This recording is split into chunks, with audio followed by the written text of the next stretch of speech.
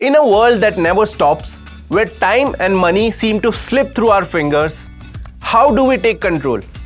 How do we ensure that our hard-earned money serves not just our present but also secures our future?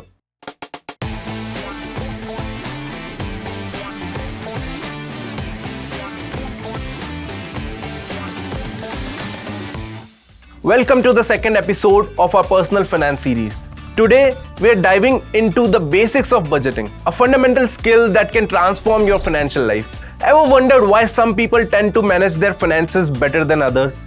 I won't say it's because they have watched my videos, but it is because they know the measures to manage their finances and possess the discipline to implement those in their life.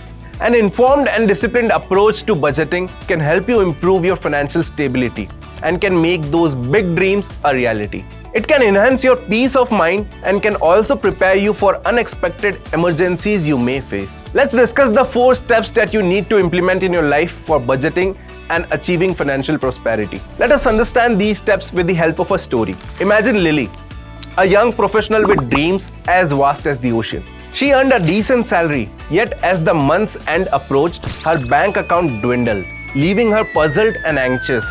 Lily's story changed the day she decided to take the helm of her financial ship. So she just started with a pen and paper, noted down all her dreams, buying a home by the lake and going on a world tour. So the first step is to find the objective. Every great plan starts with a purpose. What are your financial dreams? Retirement at 50, owning a cozy home, or perhaps ensuring a bright future for your children? Identifying these objectives is the cornerstone of financial planning. Write them down, prioritize them, and remember that flexibility is key as priorities evolve. Next, Lily started to track down every rupee that she was spending. Hence, the next step is to identify your expenses. No matter how much you are earning right now, you need to keep your spending habits under check. For a couple of months, track where every penny goes. From non-negotiables like rent and utilities to the variable joys of life like dining out or hobbies. This clarity is just your first step towards balanced budget. Coming back to our story, one evening, Lily looked at her closet full of clothes she hardly wore. She realized she bought things she wanted, not the things she needed. From then on, she thought carefully before buying anything, only getting what she really needed. This new habit helped her a lot. So the third step is to separate the needs from wants. When you get paid, you become rich and start buying random things that you will never use. This happens to most of us, but it is wrong. And people that are good with budgeting do not do that. Needs are your survival essentials, while wants are the nice to haves.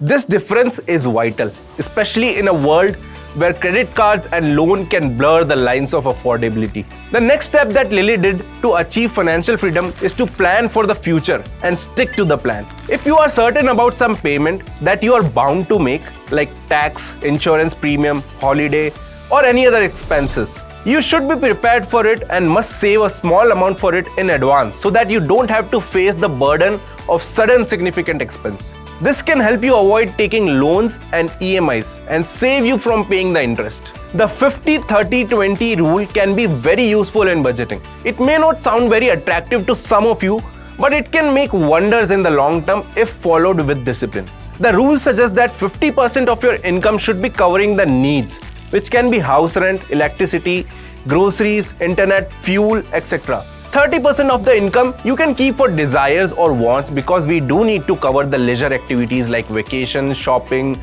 movies, entertainment. The 20% of your income you have to invest. This is the most important portion of your income because this is going to improve your financial stability in the long run. You can invest in a variety of assets or choose the one that aligns with your objective. It can be bonds, stocks, mutual funds, PPF, NPS, gold, real estate, etc. If you're not saving and investing at least 20% of your income, it will be very difficult for you to improve your financial stability. So apart from following these 4 steps, you also need to avoid few mistakes which are losing track of expenses, underestimating the importance of emergency fund, setting unrealistic goals and neglecting regular budget reviews. Steering clear of these pitfalls will keep your financial plan on solid ground. Whether you consider it or not, financial well-being is a crucial part of life. It's not just about numbers, it's about taking control, making informed decisions, and walking confidently towards financial freedom. That will be it for this episode. If you know more about budgeting methods like 50-30-20 rule, let us know in the comment section.